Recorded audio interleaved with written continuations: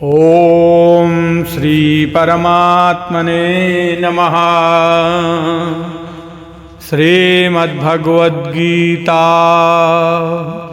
अथ पंचमोऽध्यायः।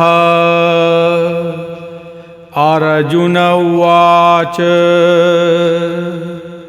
सन्न्यासं कर्मणां कृष्ण पुनर्योगं च संससि यच्छ्रेययतयोरेकम्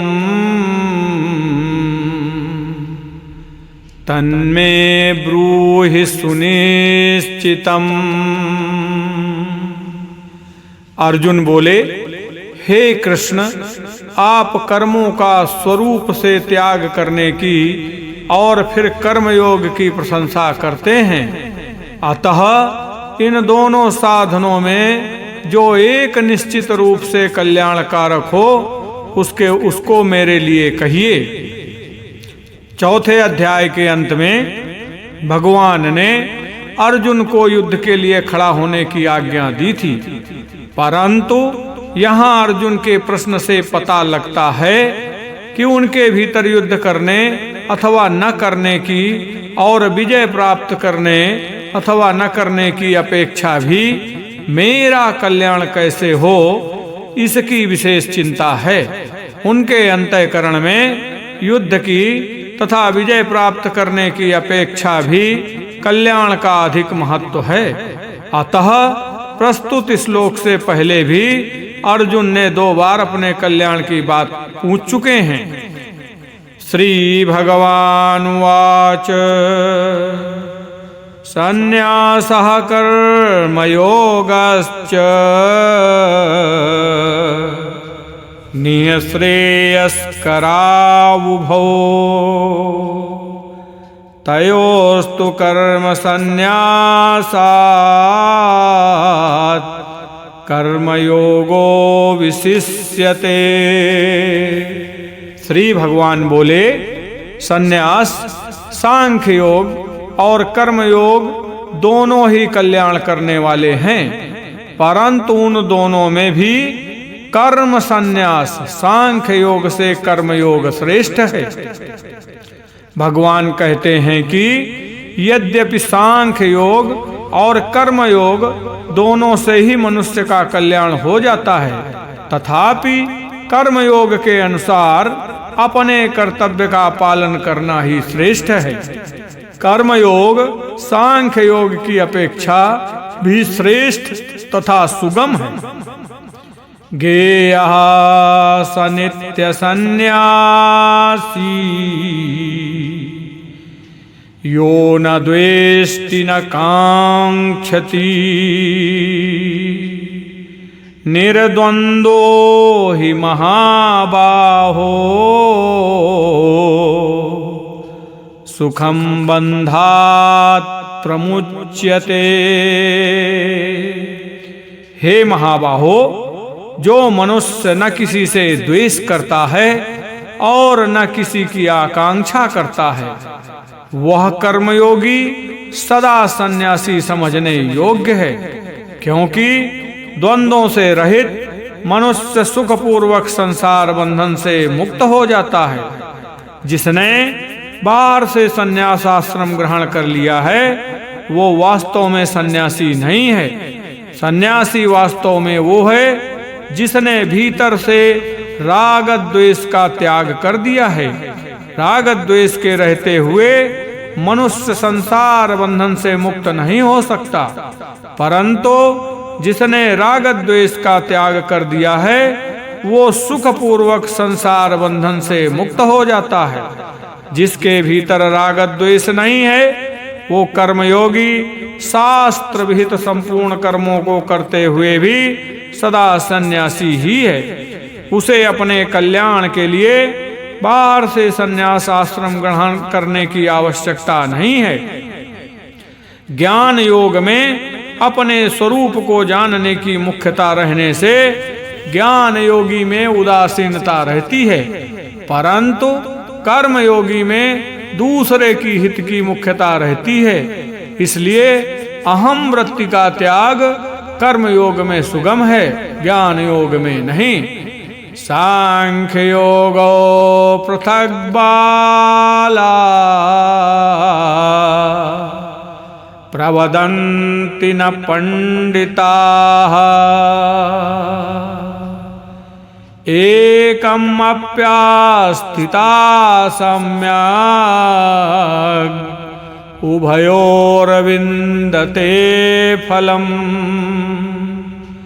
बेसमझ लोग सांख्य योग और कर्म योग को अलग अलग फल वाले कहते हैं, न कि पंडित जन, क्योंकि इन दोनों में से एक साधन में भी अच्छी तरह से स्थित मनुष्य दोनों के फल परमात्मा को प्राप्त कर लेता है।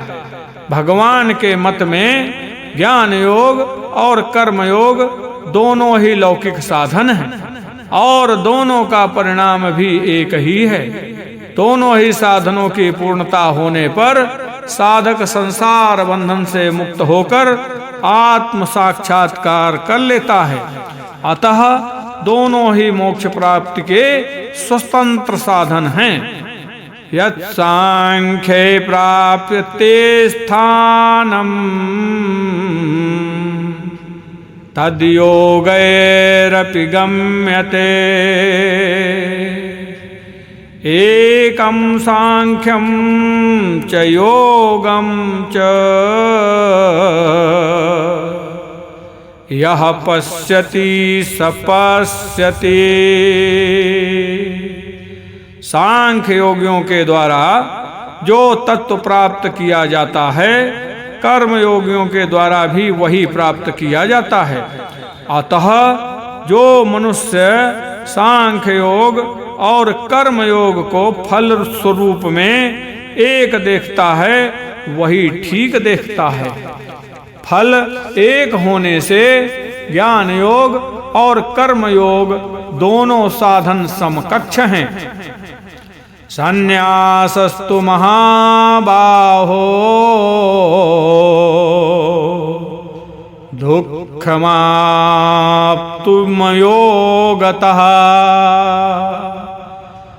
संन्यासस्तु महाबाहो दुःखम् आप्तुमयोगतः। योगयुक्तो मुनिर्ब्रह्म न चिरेणाधिगच्छति। परंतु हे महाबाहो, कर्मयोग के बिना सांख्य योग सिद्ध होना कठिन है। मननशील कर्मयोगी शीघ्र ही ब्रह्म को प्राप्त हो जाता है। कर्मयोग में साधक सभी कर्म निष्काम भाव से केवल दूसरों के हित के लिए ही करता है, इसलिए उसका राग सुगमता पूर्वक मिट जाता है। कर्मयोग के द्वारा अपना राग मिटाकर सांख्य योग का साधन करने से शीघ्र सिद्धि होती है। भगवान ने भी इसी कारण कर्मयोगी के सर्वभूत हिते रतः भाव को ज्ञान योग के अंतर्गत लिया है, अर्थात इस भाव को ज्ञान योगी के लिए भी आवश्यक बताया है। यदि ज्ञान योगी में ये भाव नहीं होता तो उसमें ज्ञान का अभिमान अधिक होगा। योग युक्तो विशुद्धात्मा विजितात्मा जितेन्द्रियः सर्वभूतात्म भूतात्मा कुर्वन्नपि न लिप्यते। जिसकी इंद्रियां अपने वश में हैं, जिसका अंतःकरण निर्मल है, जिसका शरीर अपने वश में है और संपूर्ण प्राणियों की आत्मा ही जिसकी आत्मा है, ऐसा कर्मयोगी कर्म करते हुए भी लिप्त नहीं होता। शरीर इंद्रियां और अंतःकरण से संबंध विच्छेद हो जाने पर कर्मयोगी को प्राणी मात्र के साथ अपनी एकता का अनुभव हो जाता है। एक देशीयता मिटने पर जब कर्मयोगी में कर्तापन नहीं रहता, तब उसके द्वारा होने वाले सब कर्म अकर्म हो जाते हैं। नैव किंचित करोमीति युक्तो मन्येत तत्त्ववित् पश्यन् शृण्वन् स्पृशन् जिघ्नन् अस्नन् गच्छन् स्वपश्वसन् प्रलपन् विसृजन् गृह्णन् उन्मिषन् निमिषन्नपि इन्द्रियाणीन्द्रियार्थेषु वर्तन्त इति धारयन्। तत्व को जानने वाला सांख्य योगी देखता हुआ, सुनता हुआ, छूता हुआ, सूंघता हुआ, खाता हुआ, चलता हुआ, ग्रहण करता हुआ, बोलता हुआ, मल मूत्र का त्याग करता हुआ, सोता हुआ, श्वास लेता हुआ तथा आँख खोलता हुआ और आँख मूंदता हुआ भी संपूर्ण इंद्रियां इंद्रियों के विषयों में बरत रही हैं, ऐसा समझकर मैं स्वयं कुछ भी नहीं करता हूँ ऐसा माने। अपरा प्रकृति के अहम के साथ अपना संबंध जोड़ने के कारण अविवेकी मनुष्य अपने को कर्ता मान लेता है। अहंकार विमूढ़ात्मा कर्ताहमिति मन्यते। परंतु जब वो विवेक पूर्वक अहम से संबंध विच्छेद कर लेता है, तब उसे मैं कर्ता नहीं हूं इस प्रकार अपने वास्तविक स्वरूप का अनुभव हो जाता है। हमारा वास्तविक स्वरूप चिन्मय सत्ता मात्र है। उस स्वरूप में कर्तृत्व भोक्तृत्व न कभी था, न है, न होगा और न हो ही सकता है। अतः शरीर के द्वारा शास्त्र विहित क्रियाएं होते हुए भी साधक की दृष्टि अपने स्वरूप की ओर रहनी चाहिए, जो कर्तृत्व भोक्तृत्व से रहित है। शरीरस्थोपि कौन्तेय न करोति न लिप्यते। ब्रह्मण्याधाय कर्माणि संगम त्यक्त्वा करोति यः लिप्यते न स पापेन पद्मपत्रम् इवाम्भसा। जो भक्ति योगी संपूर्ण कर्मों को परमात्मा में अर्पण करके और आसक्ति का त्याग करके कर्म करता है, वो जल से कमल के पत्ते की तरह पाप से लिप्त नहीं होता। कर्मयोगी संपूर्ण कर्मों को संसार के अर्पण करता है, ज्ञान योगी प्रकृति के अर्पण करता है और भक्ति योगी भगवान के अर्पण करता है। तीनों का परिणाम एक ही होता है। तीनों योगों में अपने लिए कुछ न करना आवश्यक है। कायेन मनसा बुद्ध्या केवलैरिन्द्रियैरपि योगिनः कर्म कुर्वन्ति संगम त्यक्त्वात्मशुद्धये। कर्मयोगी आसक्ति का त्याग करके केवल ममता रहित इंद्रियां, शरीर, मन और बुद्धि के द्वारा अंतःकरण की शुद्धि के लिए ही कर्म करते हैं। ममता का सर्वथा नाश होना ही अंतःकरण की शुद्धि है।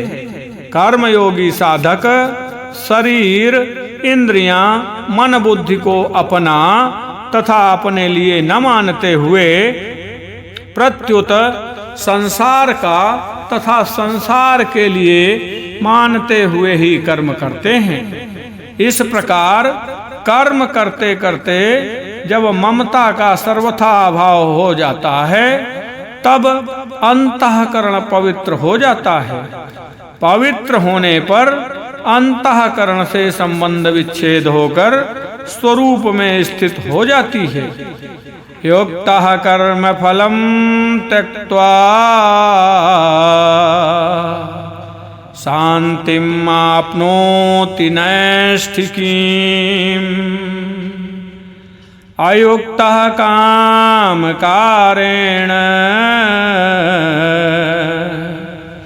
फले सक्तो निबध्यते।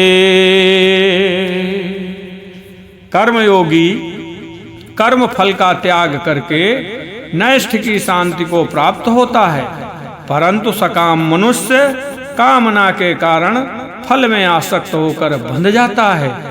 कर्म बांधने वाले नहीं होते, प्रत्युत कर्म फल की इच्छा बांधने वाली होती है। कर्म न तो बांधते हैं न मुक्त ही करते हैं।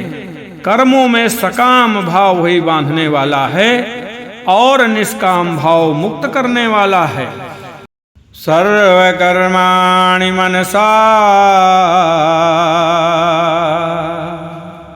संन्यस्यास्ते सुखं वसति। नवद्वारे पुरे देहि नैव कुर्वन्न कारयन्।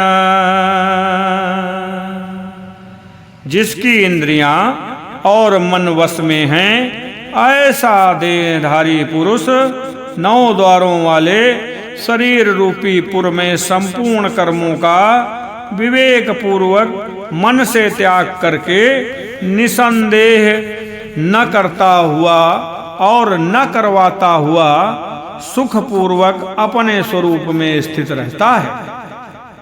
प्रकृति के साथ अपना संबंध जोड़ने से जीव प्रकृति जन्य गुणों के अधीन हो जाता है, अवसह और प्रकृति में होने वाली क्रियाओं का कर्ता बन जाता है।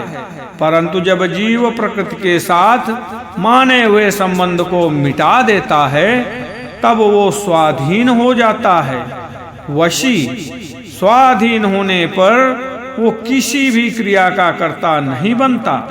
प्रकृति में क्रियता और स्वरूप में अक्रियता स्वतः सिद्ध है। चेतन तत्व स्वरूप न तो कर्म करता है और न कर्म करने की प्रेरणा ही करता है। न कर्तृत्वं न कर्माणि लोकस्य सृजति प्रभु।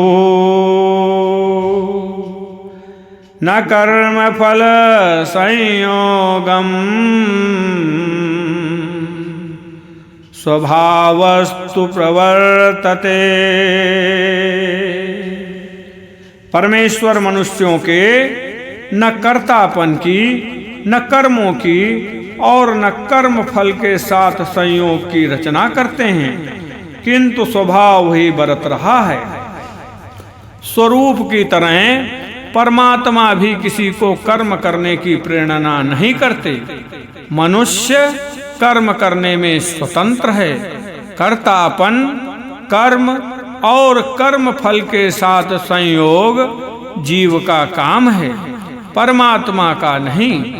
अतः इनका त्याग करने का दायित्व भी जीव पर ही है। जीव ही अज्ञानवश प्रकृति के साथ संबंध जोड़कर कर्मों का कर्ता बनता है और कर्म फल के साथ संबंध जोड़कर सुखी दुखी होता है। नादत्ते कस्यचित् पापम् न चैव सुकृतं विभो अज्ञानेनावृतं ज्ञानम् तेन मुह्यन्ति जन्तवः। सर्वव्यापी परमात्मा न किसी के पाप कर्म को और न शुभ कर्म को ही ग्रहण करता है, किंतु अज्ञान से ज्ञान ढका हुआ है, उसी से सब जीव मोहित हो रहे हैं।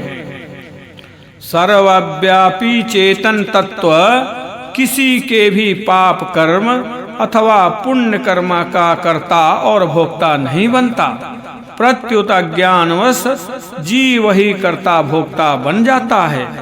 ज्ञान का कभी अभाव नहीं होता, अतः अज्ञान शब्द ज्ञान के अभाव का वाचक नहीं है, प्रत्युत अधूरे ज्ञान का वाचक है।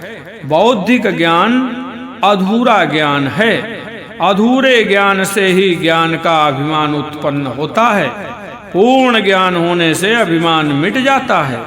अतः बौद्धिक ज्ञान को महत्व देना बहुत बड़ा अज्ञान है। बौद्धिक ज्ञान को महत्व देने से वास्तविक ज्ञान की ओर दृष्टि नहीं जाती, यही अज्ञान के द्वारा ज्ञान को ढकना है। ज्ञानेन तु तज्ज्ञानम् येषां नाश्रितमात्मनः तेषामादित्यवज्ञानम् प्रकाशयति तत्परम्। परंतु जिन्होंने अपने जिस ज्ञान के द्वारा उस अज्ञान का नाश कर दिया है, उनका वो ज्ञान सूर्य की तरह परम तत्व परमात्मा को प्रकाशित कर देता है। अपने विवेक को महत्व देने से अज्ञान का नाश हो जाता है। अज्ञान का नाश होने पर वह विवेक ही तत्व ज्ञान में परिणत हो जाता है। अज्ञान का नाश विवेक को महत्व देने से होता है, अभ्यास से नहीं। अभ्यास करने से जड़ता के साथ संबंध बना रहता है, क्योंकि जड़ता शरीर आदि की सहायता लिए बिना अभ्यास होता ही नहीं। तत्व ज्ञान का अनुभव जड़ता के द्वारा नहीं होता, प्रत्युत जड़ता के त्याग से होता है। तद्बुद्धियस्तदात्मानः तन्निष्ठास्तत्परायणाः गच्छन्त्य पुनरावृत्तिम् ज्ञाननिर्धूतकल्मषाः। जिनका मन तदाकार हो रहा है, जिनकी बुद्धि तदाकार हो रही है, जिनकी स्थिति परमात्म तत्व में है, ऐसे परमात्म परायण साधक ज्ञान के द्वारा पाप रहित होकर अपुनरावृत्ति परम गति को प्राप्त होते हैं। जहाँ मन बुद्धि लगते हैं, वहाँ स्वयं भी लग जाता है, ये जीव का स्वभाव है। अतः मन बुद्धि परमात्मा में लगने पर स्वयं भी परमात्मा में लग जाता है। स्वयं परमात्मा में लगने पर अहम मिट जाता है। अहम मिटने पर सभी विकार मिट जाते हैं, क्योंकि सभी विकार पाप ताप अहम पर ही टिके हुए हैं। अहम मिटने पर साधक साधन में और साधन साध्य में विलीन हो जाता है। फिर एक परमात्मा के सिवाय अन्य कोई सत्ता नहीं रहती। यही अपुनरावृत्ति को प्राप्त होना है। कारण कि जो परमात्म तत्व का सब देश काल आदि में परिपूर्ण है, उसे प्राप्त होने पर पुनरावृत्ति का प्रश्न ही पैदा नहीं होता। विद्या विनय संपन्ने ब्राह्मणे गविहस्तनी सुनिचैव स्वपाके च पंडिताः समदर्शिनः। ज्ञानी महापुरुष विद्या विनय युक्त ब्राह्मण में और चांडाल में तथा गाय हाथी एवं कुत्ते में भी समरूप परमात्मा को देखने वाले होते हैं। बेसमझ लोगों के द्वारा यह श्लोक प्रायः सम व्यवहार के उदाहरण रूप में प्रस्तुत किया जाता है, परंतु इस श्लोक में समवर्तिनः न कहकर समदर्शिना कहा गया है, जिसका अर्थ है समदृष्टि, न कि समव्यवहार। यदि स्थूल दृष्टि से भी देखें तो ब्राह्मण चांडाल गाय हाथी और कुत्ते के प्रति समव्यवहार असंभव है। इनमें विषमता अनिवार्य है।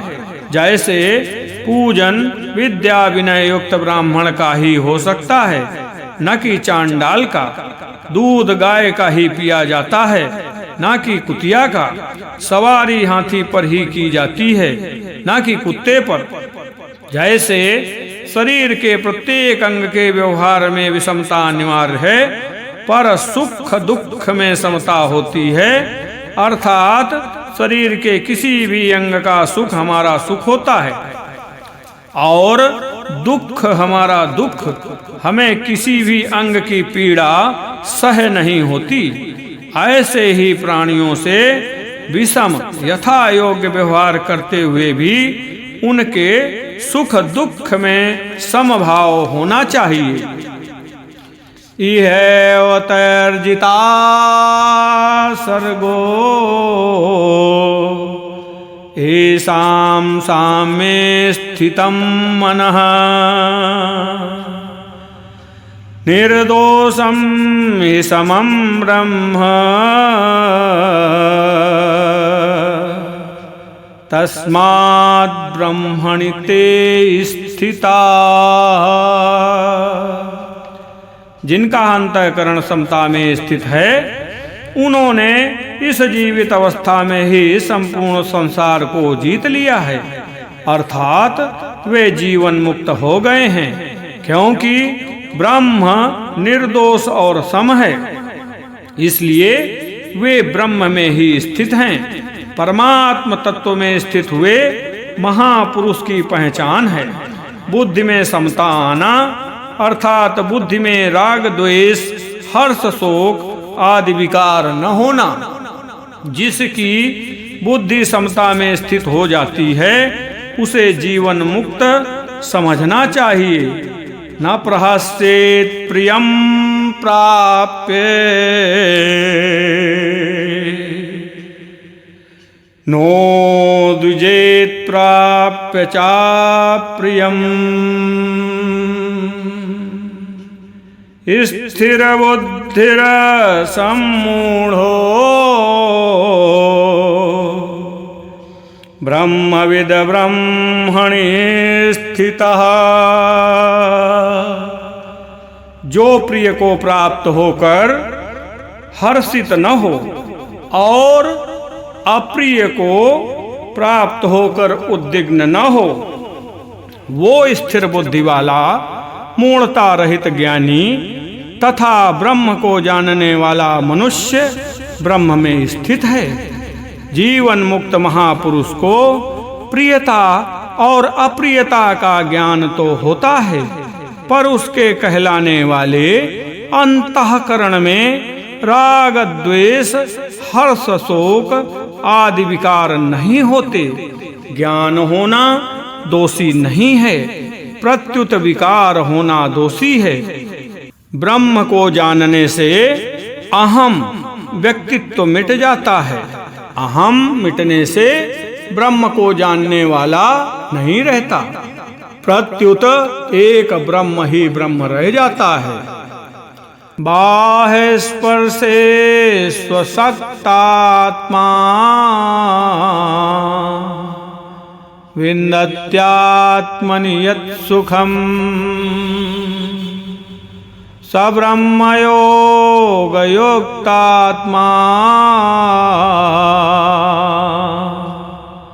सुखम अक्षयमाश्नुते।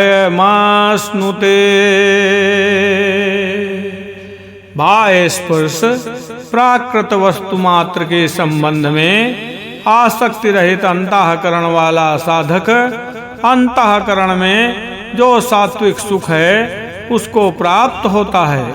फिर वो ब्रह्म में अभिन्न भाव से स्थित मनुष्य अक्षय सुख का अनुभव करता है। जब सांसारिक प्राणी पदार्थों की आसक्ति मिट जाती है तब साधक को सात्विक सुख प्राप्त होता है।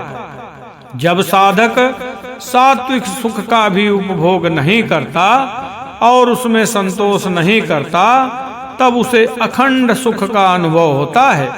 सात्विक सुख तो प्राकृत होने से खंडित होता रहता है, पर अखंड सुख कभी खंडित नहीं होता, प्रत्युत निरंतर एक रस रहता है। ये अखंड सुख मोक्ष का सुख है। ये ही संस्पर्शजा भोगा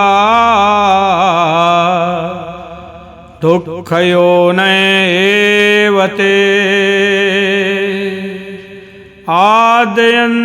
आद्यन्तवन्तः कौन्तेय न ते सुरमते बुधः। क्योंकि हे कुंती नंदन, जो इंद्रियों और विषयों के संयोग से पैदा होने वाले भोग सुख हैं वे आदि अंत वाले और दुख के ही कारण हैं। अतः विवेकशील मनुष्य उनमें रमण नहीं करता। संसार के सभी सुख दुख की अपेक्षा से हैं। कोई भी सुख निरंतर नहीं रहता। यदि सांसारिक सुख निरंतर रहता तो वो दुख रूप ही हो जाता, कारण कि सांसारिक भोगों में निरंतर सुख देने की शक्ति ही नहीं है। निरंतर सुख देने की शक्ति केवल मोक्ष के अखंड रस में ही है। संसार के प्रत्येक सुख भोग का परिणाम दुख होता है, ये नियम है। सांसारिक सुख मिलने और बिछुड़ने वाला है, जबकि स्वयं निरंतर ज्यों का त्यों रहने वाला है। सांसारिक सुख स्वयं का साथी नहीं है। इसलिए विवेकी साधक सांसारिक भोगों की प्राप्ति में सुखी और अप्राप्ति में दुखी नहीं होता। सांसारिक सुख भोग से थकावट आती है और पारमार्थिक सुख से विश्राम मिलता है। सांसारिक सुख सापेक्ष और पारमार्थिक सुख निरपेक्ष है। जब मनुष्य को नींद आती है तब वो बड़े से बड़े सांसारिक सुख का भी त्याग करके सो जाता है। सोने से उसकी थकावट मिटती है, विश्राम मिलता है और ताजगी आती है। यदि वो सोए नहीं तो पागल हो जाए। तात्पर्य है कि सांसारिक सुख का त्याग किए बिना मनुष्य रह सकता ही नहीं। शक्नोति हैवया सोढुम् प्राक् शरीर विमोक्षणात् काम क्रोधोद्भवं वेगम् सयुक्तः स सुखी नरः। इस मनुष्य शरीर में जो कोई मनुष्य शरीर छूटने से पहले ही काम क्रोध से उत्पन्न होने वाले वेग को सहन करने में समर्थ होता है वो नर योगी है और वही सुखी है। विवेकी साधक को चाहिए कि वो काम क्रोधादि विकारों को आरंभ में ही सहन कर ले, उनके अनुसार क्रिया न करे। काम क्रोधादि की वृत्ति उत्पन्न होते ही उसका त्याग कर दे, अन्यथा एक बार काम क्रोधादि का वेग उत्पन्न होने पर साधक तदनुसार क्रिया करने में बाध्य हो जाता है। काम क्रोधादि के वश में न होने वाला साधक ही वास्तव में योगी है। जो योगी होता है वही वास्तव में सुखी होता है। योऽन्तः सुखोऽन्तरारामस्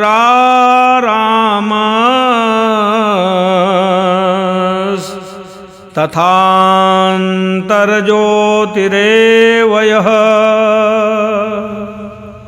स योगी ब्रह्मनिर्वाणम्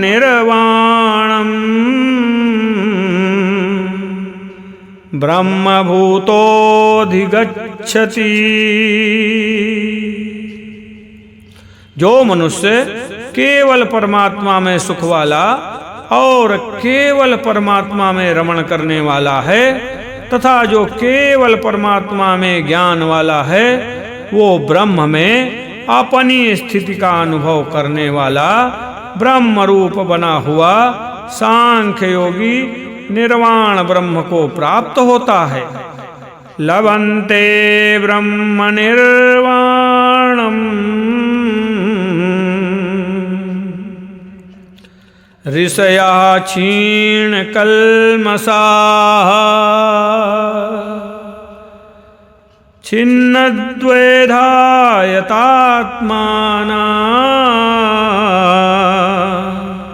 सर्वभूतहिते रताः। जिनका शरीर मन बुद्धि इंद्रियों सहित वश में है, जो संपूर्ण प्राणियों के हित में रत हैं, जिनके संपूर्ण संशय मिट गए हैं, जिनके संपूर्ण दोष नष्ट हो गए हैं, वे विवेकी साधक निर्वाण ब्रह्म को प्राप्त होते हैं। काम क्रोध वियुक्तानां यतीनां यतचेतसाम् अभितो ब्रह्म निर्वाणम् वर्तते विदितात्मनाम्। काम क्रोध से सर्वथा रहित जीते हुए मन वाले और स्वरूप का साक्षात्कार किए हुए सांख्य योगियों के लिए सब ओर से शरीर के रहते हुए अथवा शरीर छूटने के बाद निर्वाण ब्रह्म परिपूर्ण है। स्पर्शान् कृत्वा बहिर्बाह्यास् चक्षुश्चैवान्तरे भ्रुवोः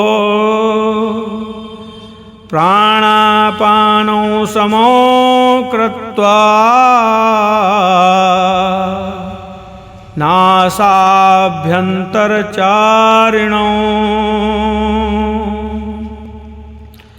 यतेन्द्रिय मनोबुद्धिर्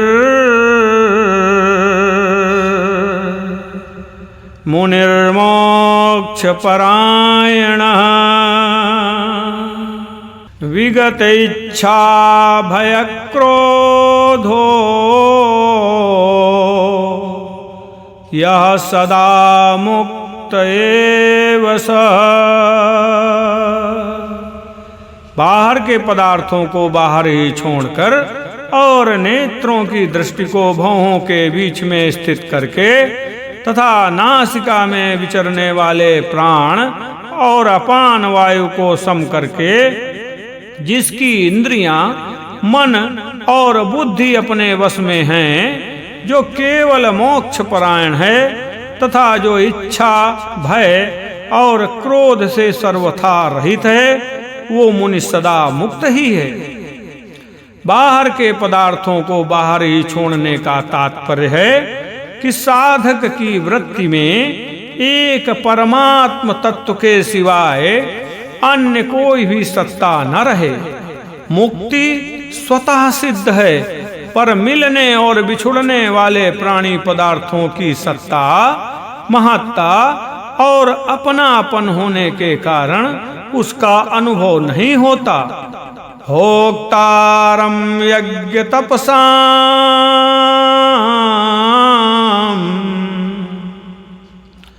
सर्वलोक महेश्वरम् सुहृदं सर्वभूतानां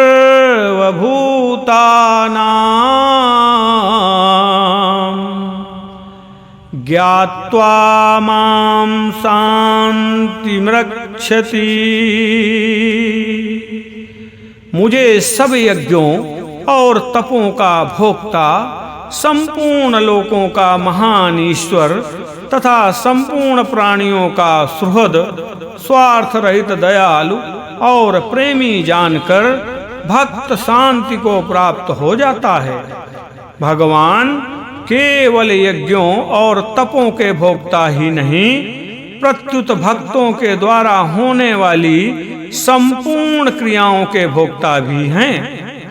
प्रेम के भोक्ता भी भगवान ही हैं। कोई किसी को नमस्कार करता है तो उसके भोक्ता भी वही हैं। कोई किसी देवता का पूजन करता है तो उसके भोक्ता भी वही हैं। भगवान संपूर्ण शुभ कर्मों के भोक्ता हैं, संपूर्ण लोकों के ईश्वरों के भी ईश्वर हैं और हमारे परम सुहृद हैं। ऐसा दृढ़ता पूर्वक स्वीकार करने से साधक की संसार से ममता हटकर भगवान में आत्मीयता हो जाती है, जिसके होते ही परम शांति की प्राप्ति हो जाती है। ओम तत्सद इति श्रीमद्भगवद्गीतासु उपनिषत्सु ब्रह्म विद्यायां योगशास्त्रे श्रीकृष्णार्जुन संवादे कर्म संन्यास योगो नाम पंचमोऽध्यायः। बोलो गोविंद भगवान की जय।